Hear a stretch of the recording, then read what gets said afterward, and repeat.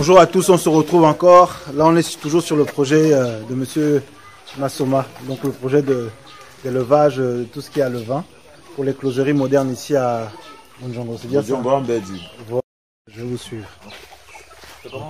Bonjour.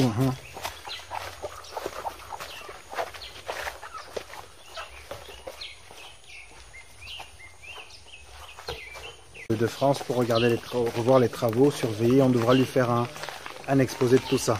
Vous êtes de la diaspora, vous le savez, nous accompagnons dans tout ce qui est études, implémentation de projets et suivi. Et aujourd'hui, c'est concrètement ce que nous allons faire avec notre client pour voir comment les travaux ont avancé jusqu'ici. Voilà. Allez, ne quittez pas, on va se reprendre tout de suite. Bien, donc vous allez pouvoir observer comment les choses ont déjà été construites depuis la base. Zéro, il n'y avait rien. Et là, on a déjà des bâtiments comme ça. Ouais. C'est au moins ça qu'on a comme type de bâtiment. Vous pouvez voir, c'est provisoire. Ok.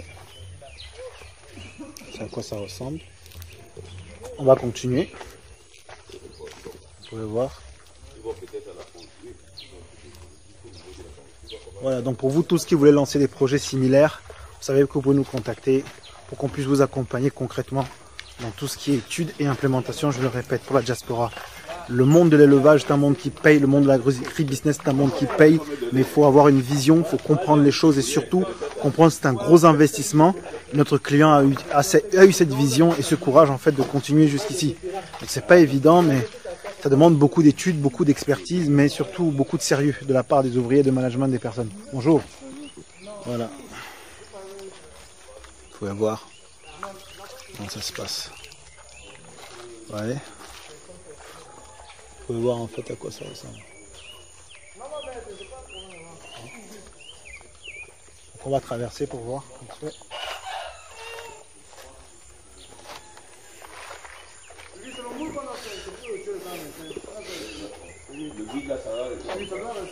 Voilà, donc on va visiter un peu pour voir à quoi ça ressemble un instant.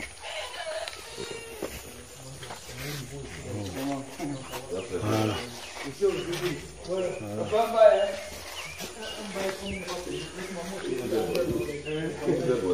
Monsieur Massoma, vos impressions un peu depuis la dernière fois. Ah, bonjour. Donc là-bas, Monsieur Massoma qui est avec nous. Alors on va peut-être se mettre de ce côté, la lumière est plus est meilleure. Ah, comme ça. Donc Monsieur Massoma, Ah, oui. vous êtes de la diaspora camerounaise.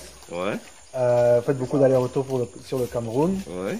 Et vous avez eu cette vision, ce projet d'investir chez vous. Ouais. Vos impressions déjà depuis la dernière fois. Comment est-ce que vraiment vous êtes content de l'évolution des choses ou Ouais, j'avoue que ça évolue très bien, effectivement. Oui. Bien que les pluies nous empêchent d'évoluer au bon rythme, mais bon, je pense que ça va. On suit le rythme, quoi. D'accord. Le rythme est là, ça va. D'accord. Alors, je pense que un des plus gros challenges était la partie ressources humaines et le management à distance. Comment vous y êtes arrivé? Je m'attendais bien à cette question. Je m'attendais bien à cette question-là. Non, ça va. Honnêtement, j'avoue que ADPM a été d'une très grande utilité. Ne serait-ce que pour me rapprocher de tout ce qui est ressources humaines sur le terrain, c'est pas évident du tout. Mais bon, on fait avec, il y a des choses à améliorer, on va les améliorer, mais c'était un bon départ quand même. D'accord. Ouais. Alors aujourd'hui, vers quoi est-ce que nous allons dans ce projet exactement? Est-ce que vous pouvez nous parler un peu de la vision, hein? Oui. La vision, le projet tel qu'il est prévu, il est prévu sur 5 ans. Parce que il faut dire que c'est un très gros investissement. Okay. On a essayé de l'étaler sur 5 ans parce que c'est des financements propres. Si jamais vous voulez investir, une manne tombe du ciel, oui. On gagne au loto, machin, ou on trouve un financement bancaire, machin. C'est un projet qu'on peut réaliser sur 2 ans, quoi.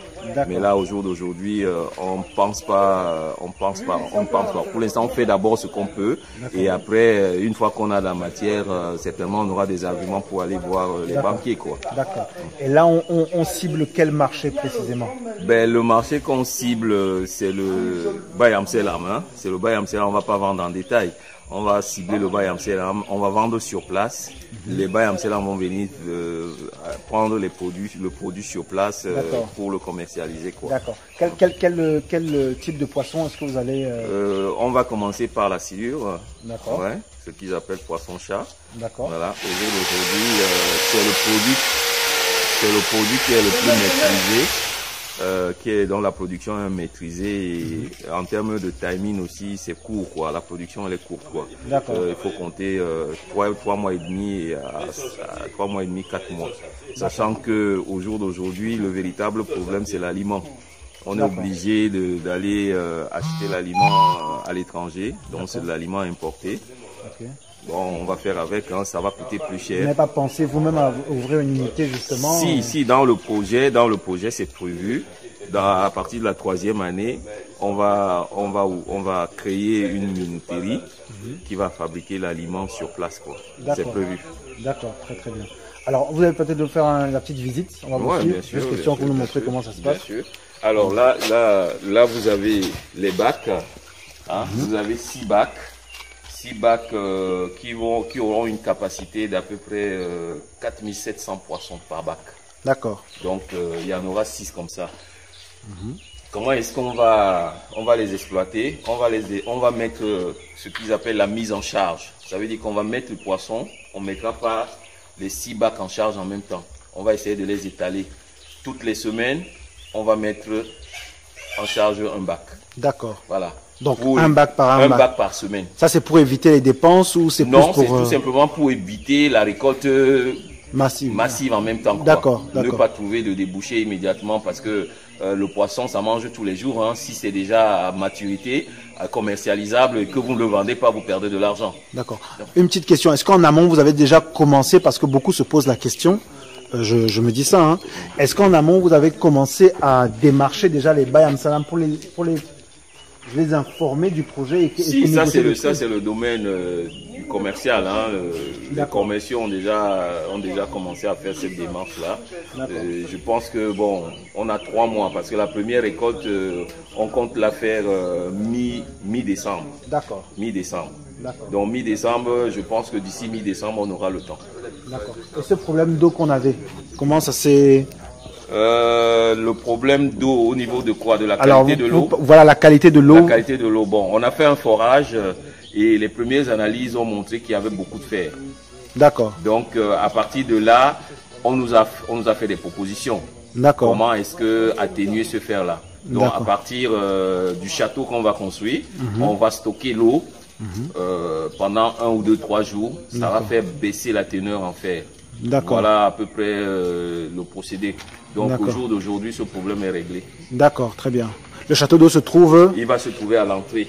À l'entrée, plutôt à l'entrée de l'autre côté. D'accord. Le bâtiment que vous voyez, ça sera l'éclosserie. D'accord. Ça sera l'éclosserie. C'est quoi une éclosserie? Une éclosserie, c'est là où c'est comme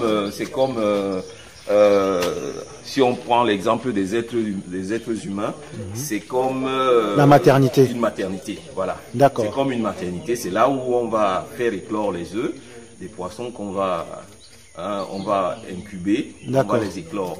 Une fois qu'on les éclore, on va prendre les alevins. Les alevins vont sortir, qu'on va essayer de nourrir pendant 2 ou 3 jours avant de les mettre dans les grands bacs. D'accord. Je vois que vous avez renforcé les fondations parce qu'on est sur un terrain marécageux, si je ne me trompe pas. Ouais, vous pouvez nous en parler un peu? Oui, c'est justement, ça fait partie des... On va se mettre comme ça. Oui, allons-y.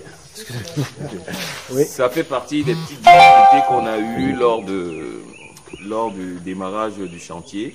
Effectivement, on savait que le terrain était marécageux, mais pas autant. Ajouter à cela la saison des pluies, donc ça n'a pas été évident. À partir de 20 cm, on était déjà dans un puits d'eau, quoi. Voilà, donc ça fait qu'il fallait utiliser des motopompes. Je vais montrer un peu pour qu'ils voient comment ça... Donc vous avez utilisé des motopompes pour... Justement pour pomper l'eau, pour pouvoir couler les semelles et tout. Bon, ça n'a pas été vraiment une petite partie de plaisir, mais bon, on y est arrivé, le résultat est là aujourd'hui. D'accord. Aujourd'hui, on parle de combien de bacs exactement? Il y a 6 bacs. 6 bacs. D'accord. D'une capacité, comme vous avez dit, de 4500, 4700 poissons. D'accord. Donc à raison de 3 mois pour pouvoir avoir du poisson prêt à vendre. 3 mois et demi. 3 mois et demi, avec l'aliment qu'on va utiliser, puisque ça sera un aliment importé. Avec l'aliment qu'on va utiliser, à 3 mois et demi, 4 mois, on peut avoir le poisson marchand à 500, 600 grammes. D'accord. Voilà, le poisson va avoir 500 à 600 grammes. D'accord. Vous avez prévu une chambre froide pour les poissons non, au cas où? Non, au jour d'aujourd'hui, vu la demande, c'est quelque chose qui est envisagé dans le projet. D'accord. Dans le projet global, il y aura une chambre froide, bien sûr.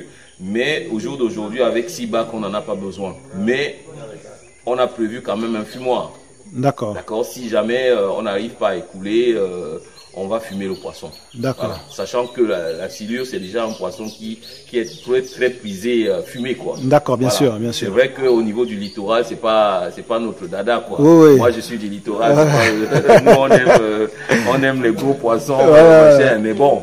On fait ça, oui, mais on fait ça plus avec tout ce qui est pistache. Bien sûr. Avec comment ils appellent de pistache. Chez les bassas, comment on appelle ça encore ça a un nom là. Avec ce qu'on met avec c'est une sauce noire là. Bongo chobi. Bongo chobi, voilà. Bongo chobi. Ok. Donc c'est un poisson qui peut vraiment très bien plaire pour ceux qui font le bongo chobi. D'accord. Et donc là, je vois des poteaux, ces barrières, donc c'est plus pour la sécurité. Voilà. Et il va falloir que le secteur soit bien sécurisé parce que il y a quand même des risques, serpents, il y a des prédateurs quoi. Des prédateurs, il y a des animaux qui peuvent venir se servir. Donc pour éviter ça, on va mettre une barrière et puis il y a aussi l'être humain. Hein, oui, on ne sait jamais. Voilà, effectivement. Donc voilà, donc c'est pour ça qu'on va clôturer quoi. D'accord. Ok, donc les choses avancent bien. Les prochaines étapes, est-ce que vous pouvez nous en parler un peu plus? Qu'est-ce qui a été prévu normalement une fois qu'on a mis les premiers bacs, donc les 6 premiers bacs là en charge, la prochaine étape, ça sera les closeries. D'accord. Voilà, les closeries qui représentent quand même 50% du chiffre d'affaires. C'est plus rentable que les bacs. Alors, et vous pensez que vous allez uniquement vous servir de les closeries pour les bacs ou vous allez aussi revendre quand même les alevins? Non, les deux. On va faire les deux. C'est déjà d'abord pour vendre. C'est d'abord pour vendre. D'accord. Oui, c'est d'abord pour vendre. Mais c'est plus intéressant de vendre que de... Bon, maintenant, nous, on aura notre quote-part qu'on va utiliser pour nos bacs. Mais le reste de la production, ça sera pour vendre aux pisciculteurs. D'accord. Voilà. Ok, on vous remercie. On va continuer tout à l'heure. D'accord. Quand les ingénieurs vont venir, on aura la possibilité d'assister tous ensemble. On va pas donner tous les détails techniques, parce que ça reste confidentiel, mais au moins vous pouvez voir comment les séances de travail se passent avec le client, le promoteur du projet, pour que lui puisse mieux s'imprégner de la vision du travail qui a été fait et que derrière, forcément, il a des questions à poser pour la suite. Voilà, on vous remercie. Merci, monsieur. Voilà.